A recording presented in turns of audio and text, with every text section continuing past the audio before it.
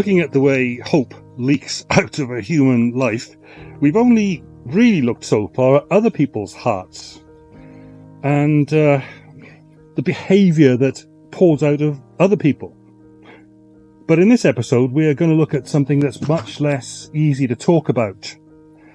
We need to look at the way hope leaks out of a person's personal sense of having done wrong, dealing with the whole issue of human guilt. Now, before you run away, that is a common thing to the whole of humanity.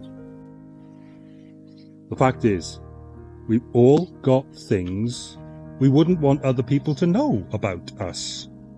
Things we're ashamed of and we're tied up with, trying to make other people think otherwise. And when we lose hope and despair about the state of things, we've all made our own personal contribution to the state of things ourselves. And the thing is, because we live in a finely balanced moral universe where not living right makes things go wrong and causes problems, there's got to be accountability for everyone equally for their actions.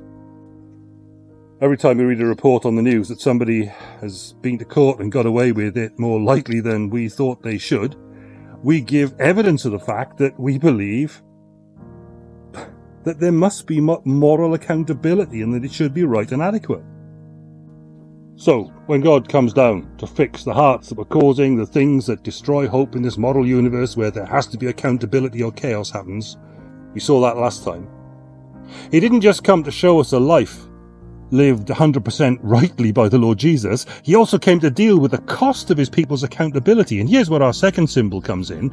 And here's where the big hope leak that is human guilt gets addressed.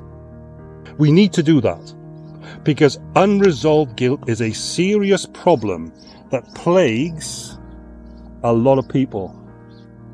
And what Christ did on the cross decisively resolves it. Let me give you a Bible verse here about this, for those times when we are weighed in the balance and found wanting. 1 Peter 3:18 says, "For Christ also suffered once for sins, the righteous," that's him of course, "for the unrighteous," well that's me, "that he might bring us to God, being put to death in the flesh, but made alive in the spirit." Now you won't be surprised I'm going to say there's so much more to say about this, but hit me up if you like in the contact form. You'll get a QR code for that at the end. Basically the way it works is that for those who turn and trust in him, Jesus swaps our orange convict boiler suit for the prison governor's suit jacket, so that you get to walk out of jail free and go home at the end of the day. And you know that this news, which seems too good to be true, is genuinely really true, because after he paid the price of sin by his own death on his people's behalf, Jesus showed the account had been fully paid up because death couldn't hold him. The wages of sin is death. There's no more sin to be paid for. And today you can visit a tomb in a garden in Gethsemane, but you simply can't visit his grave. There'll be a lot more interesting stuff about that in the next episode, but for now, that's how the Bible plugs the hope leak that an unresolved burden of guilt brings. Use the link to message me.